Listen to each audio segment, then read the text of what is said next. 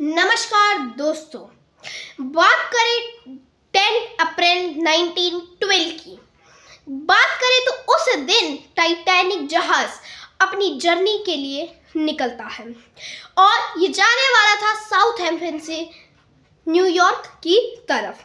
सभी पैसेंजर्स, पूरी पब्लिक और क्रू मेंबर्स बहुत ही ज़्यादा एक्साइटेड थे इस इतने बड़े जहाज में जर्नी तय करने के लिए। लाखों लोग टाइटैनिक को जाते हुए देखने आए थे। सभी बहुत एक्साइटेड थे और खुश थे क्योंकि टाइटैनिक उस जमाने का सबसे बड़ा, सबसे एक्सपेंसिव जहाज था। देखा जाए तो वो साउथहैम्पटन से न्यूयॉर्क जा रहा था। साउथहैम्पटन जो कि इंग्लैंड के अंदर है, और उसके जो कमांडर थे वो थे एडवर्ड जॉन स्मिथ। वो अपनी जर्नी के लिए निकलता है और कहा जाता है कि वो एक ऐसा जहाज था जो अनसिंकेबल था, यानी कि वो ऐसा जहाज था जो कभी डूब ही नहीं सकता था। जो वहाँ के चेयरमैन थे, मतलब वाइस प्रेसिडेंट थे, फिलिप एस फ्रैंकलिन, उन्होंने दावा किया था कि द शिप इज अनसिंकेबल। पूरी पब्लिक के सामने आके उन्होंने ये बात कही थी कि ये जहाज अनसिंकेबल है। बात करी जाए तो जो एडवर्ड जॉन स्मिथ थे, उनकी जो एज थी वो 62 ईयर्स थी, और जो उसकी लेंथ थी, लंबाई थी जहाज की, वो थी 269 मीटर और उसकी हाइट थी 53 मीटर, 8 मंजिल के बराबर। बात करी जाए तो देखा जाए तो उसकी जो कॉस्ट पड़ी थी, उसको बनाने में जो कॉस्ट पड़ी थी वो पड़ी थी $7.5 मिलियन, जो आज के $400 मिलियन के इक्वल है। उस जहाज को अनसिंकेबल इसलिए कहा जाता था क्योंकि उसके अंदर दी बेस्ट सेफ्टी फीचर्स का यूज किया गया था जिससे उस जहाज को बिल्कुल भी किसी भी प्रकार का खतरा था ही नहीं। जिस कंपनी ने इसको बनाया था वो व्हाइट स्टार लाइन कंपनी थी, और उसके वाइस प्रेसिडेंट ने बात कही थी कि दिस शिप इज अनसिंकेबल, ये जहाज कभी डूब नहीं सकता है। बात करें तो 12 अप्रैल 1912 आ जाता है जब टाइटैनिक जहाज को उसकी पहली आइस वार्निंग मिलती है। पहली आइस वार्निंग ये एक यूजुअल सी चीज़ है कि आसपास की जो बोट्स होती हैं, शिप्स होती हैं, आती जाती रहती हैं, तो वो सिग्नल भेजती रहती है कि यहाँ पे आइस बर्फ़ के जो पहाड़ हैं वो बहुत ज़्यादा हैं, तो संभल के जाना। टाइटैनिक 2 बार अपने कोर्सेज को बदलता है। मगर अपनी स्पीड कम नहीं करता। वो 21.5 नोट्स की स्पीड से चलता है। इज इक्वल टू 21.5 नोट्स किसके बराबर है? वो बराबर है 40 किलोमीटर पर आवर की स्पीड के। 21.5 नोट्स किसके इक्वल था? वो 40 किलोमीटर पर आवर की। और टाइटैनिक जहाज अपनी स्पीड बिल्कुल भी कम नहीं कर रहा था। धीरे धीरे 14 अप्रैल 1912 आता है। उस दिन टाइटैनिक जहाज को 7 आइस वार्निंग्स दी जाती है, पर जो एडवर्ड जॉन स्मिथ थे, उनके कमांडर और साथ में उनके जो क्रू मेंबर्स थे, वो उस पर ज़्यादा ध्यान नहीं देते और उसे इग्नोर कर देते हैं कि ये तो आम सी बात है। और सिग्नल भेजना भी एक यूजुअल बात है, जहाँ पे ज़्यादा आइस बॉक्स होते हैं वो सिग्नल आसपास भेजते रहते हैं। 7 आइस वार्निंग्स मिली पर उन्होंने उनको इग्नोर कर दिया था।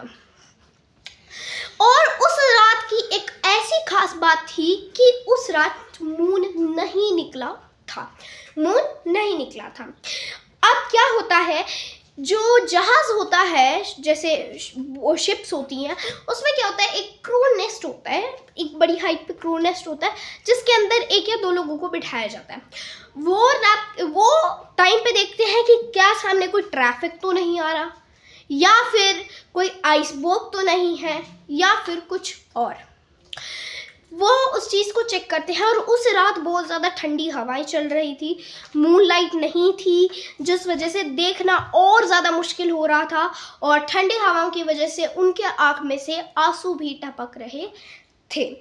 तभी एक आदमी जो उस क्रो नेस्ट में बैठा हुआ था वो तभी एक बड़ा सा बर्फ का पहाड़ देखता है। बिना देरी किए वो 3 बार घंटी को बजाता है। घंटी बजा के जो नीचे कैप्टन थे एडवर्ड जॉन स्मिथ, वो उसको सुनते हैं और जाके जो व्हील चला रहा था, मतलब जिससे शिप टर्न लेती है लेफ्ट साइड राइट साइड, उस व्हील को चलाने वाले को कहते हैं कि जल्दी से सामने एक आइसबर्ग है उसे लेफ्ट की साइड मोड़ लो।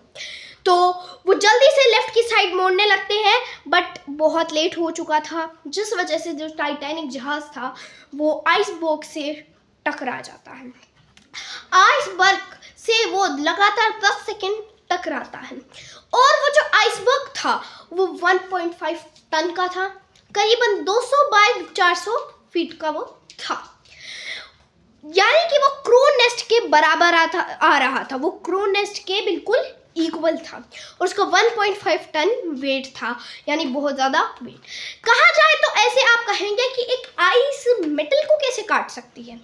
कहने को तो अपनी फ्रिज की आइस आप यूज़ करके देखेंगे नहीं करेगी काम, वो मेटल को नहीं काट सकती है। बट आपकी जो गाड़ी होती है वो मेटल की तो होती है, पर वो पेड़ से टकरा जाती है तब तो वो भी चकनाचूर हो जाती है। तो पेड़ पे तो लकड़ी है ना, तो फिर भी वो चकनाचूर हो जाती है।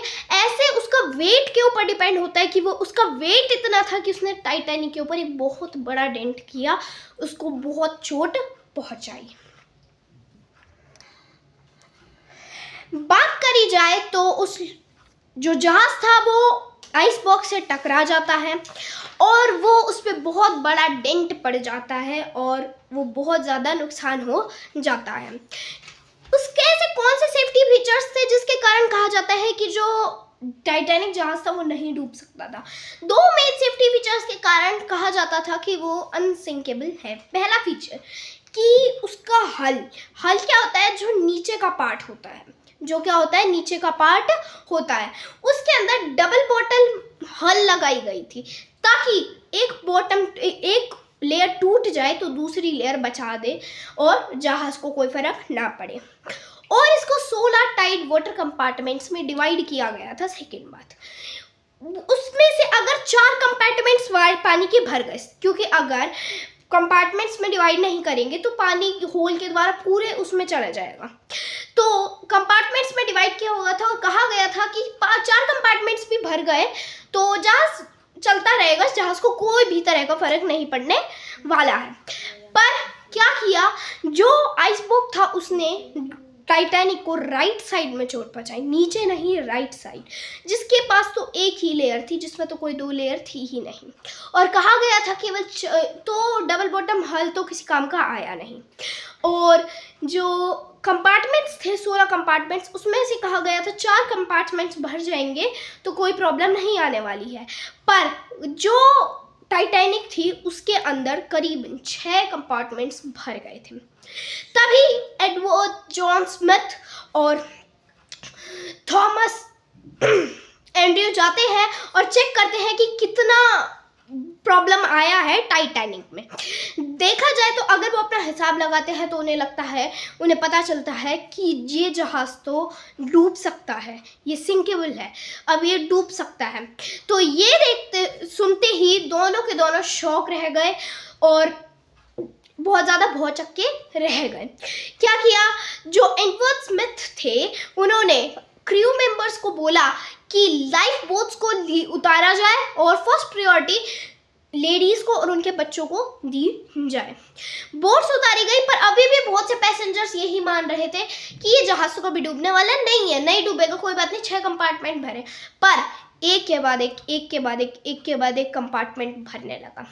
और जो पहली स्टार्टिंग में कुछ लाइफ बोट्स जो उतरी थी उसके अंदर 65 लोगों की कैपेसिटी, बट 28 या 27 लोग ही गए, ये सोच के कि ये जहाज़ तो डूबने वाला नहीं है। पर लास्ट में जब उस जहाज़ में पानी आने लगा, जब उसके फ्लोर पे पानी आना स्टार्ट हो गया, तो उन्होंने ये बात समझ ली कि हाँ ये जहाज़ सिंकेबल है। सभी लोग लाइफ बोट्स के लिए लड़ने लगे। लाइफ बोट्स के लिए क्यों लड़ने लगे? एक शिप में उतनी लाइफ बोट्स होनी चाहिए कि वो सारे लोगों को बचा लें। टोटल लोग थे 2200, बट कितने लोग बच सकते थे? 1200। कितने बच सकते थे? 1200। अब कितने लोगों की थी वो? कितने की थी? 2200। अब क्या किया गया? लोग लाइफ बोट्स के लिए लड़ने लगे। 20 लाइफ बोट्स थी उनकी। कितनी लाइफ बोट्स थी? 20 लाइफ बोट्स। पर इससे ज़्यादा की ज़रूरत होनी थी, क्योंकि क्या हुआ था, जो एडवर्ड स्मिथ थे उन्हें बोला गया कि और लाइफ बोट्स रख दी जाए, तो उन्होंने मना कर दिया। और उन्होंने ये सोचा कि ये जहाज़ अनसिंकेबल है, ये डूबने वाला तो है नहीं, तो क्या ज़रूरत है इसके अंदर लाइफ बोट्स की। सभी लड़ने लगते हैं। तभी उसी टाइम एडवर्ड स्मिथ कहते हैं अपने क्रू मेंबर्स को कि डिस्ट्रेस सिग्नल भेजो, ताकि आसपास कोई शिप हो तो वो हमें बचाने आ जाए। वो लगातार एक के बाद एक डिस्ट्रेस सिग्नल भेजना स्टार्ट कर देते हैं, मगर किसी के तरफ से किसी भी प्रकार का रिस्पॉन्स नहीं आता है। तभी एक के बाद एक डिस्ट्रेस सिग्नल जैक फिलिप्स ने, जिन्होंने भेजे थे, जैक फिलिप्स नाम था उनका, एक के बाद एक भेजते हैं। तो एक कारपेथिया नाम की शिप जा रही होती है, वो उसका सिग्नल पकड़ लेती है और बात करती है। तो कहती है चलो जहाज़ को मोड़ा जाए, अब हम टाइटैनिक को बचाने जाएंगे। पर प्रॉब्लम बस इतनी ही थी कि वो 107 किलोमीटर दूर था। इतना पास होके भी वो इतना दूर था कि अगर वो टाइटैनिक को बचा ले जाए भी तो उन्हें 3.5 घंटे लग जाए। तो क्या टाइटैनिक 3.5 घंटे तक बचा रह सकता है? तो ये कहना मुश्किल था।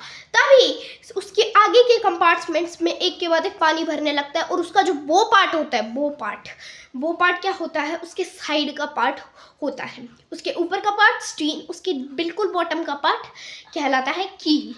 उसका जो बो होता है वो कंपार्टमेंट में भर जाता है, और एक के बाद एक कंपार्टमेंट्स भरने लगते हैं, और वो टिल्ट होके आधा पार्ट उसका पानी के अंदर चला जाता है और आधा बाहर आ जाता है। तो जो टाइटैनिक का जहाज़ होता है वो आधा पानी में डूब चुका था और आधा ऊपर था। इसके कारण और हड़बड़ी मच जाती है, बहुत लोग पैनिक में आ जाते हैं। बट बहुत लोग ये सोचते हैं कि अब उनके भाग्य में लिखा है, और वो वहीं पे रहते हैं। अब टाइटैनिक का आधा पार्ट अंदर और आधा पार्ट बाहर होने के कारण इसके 2 टुकड़े हो जाते हैं, और वो समुद्र के नीचे चला जाता है। बात करी जाए तो या तो लोग जो बच गए थे लाइफ बोट से, वो तो लोग बच गए थे, पर बाकी ये जो लोग थे जिन्हें तैरना आता था, वो हाइपोथर्मिया के कारण मारे गए। क्यों? क्योंकि उस टाइम जो टेम्परेचर था वो -2 डिग्री सेल्सियस था अटलांटिक ओशन का, जिससे अगर कोई इंसान उसके अंदर जाए तो वो 2 से 3 मिनट में, कुछ ही मिनटों में मर जाएगा। और दूसरी बात ये कि जो समुद्र के अंदर टाइटैनिक है उसके साथ भी बहुत से लोग मारे गए थे। बात करें तो जो कारपेथिया जहाज़ था वो आता है करीबन 3:30 या फिर 4 o'clock के करीब आता है। तो उस टाइम बहुत लेट हो चुका था। 2:20 पे टाइटैनिक जहाज़ डूब चुका था, और वो उससे 1 घंटा लेट आता है, जिससे जिस टाइम उन्हें बस डेड बॉडीज ही दिखाई पड़ती हैं। कहा जाए तो इन्वेस्टिगेशंस के बाद कुछ ऐसी चीज़ें सामने आती हैं जिसे सुनकर आप भी शॉक रह जाएंगे। वो क्या चीज़ है? कैसा लगेगा अगर आपको जानकर कि अगर कहा जाए कि टाइटैनिक के 37 किलोमीटर दूर ही एक जहाज़ था, SS कैलिफोर्निया। जी हाँ, आपने सही सुना, SS कैलिफोर्निया जहाज़ था 37 किलोमीटर दूर टाइटैनिक से। जब लोगों को लाइफ बोट्स पे बिठाया जा रहा था तो एक मेंबर ने देख के बोला, देखो देखो वहाँ वो एक जहाज़ दिख रहा है, वो हमें बचाने ज़रूर आएगा। डिस्ट्रेस सिग्नल भेजे पर उस तक नहीं पहुँच पाए। क्यों? ऐसा क्या हो गया? इसका कारण बस यही है कि उस टाइम जो SS कैलिफोर्निया था, उन्होंने डिसाइड किया कि यहाँ खतरा ज़्यादा है, तो हम आज रात यहीं पे रुकेंगे खतरे को देखते हुए। और उन्होंने अपना रेडियो बंद कर लिया जिससे डिस्ट्रेस सिग्नल आते हैं। इस वजह से टाइटैनिक का कोई भी डिस्ट्रेस सिग्नल नहीं जा पा रहा था। दूसरी बात कही जाए तो जो रॉकेट्स उड़ाए गए थे क्रू मेंबर्स के द्वारा, ताकि कोई देख ले उन रॉकेट्स को और हमें बचाने आ जाए। तभी वहाँ के कुछ पैसेंजर्स ने उस रॉकेट को उड़ते हुए देखा था, और उन्होंने अपने कैप्टन लॉर्ड को बताया भी था। पर कैप्टन लॉर्ड ने कहा कि टाइटैनिक के अंदर अमीर लोग जाते हैं और वो जहाज़ अनसिंकेबल है, लोग पार्टी कर रहे होंगे। उन्होंने उसको इतना सीरियसली नहीं लिया।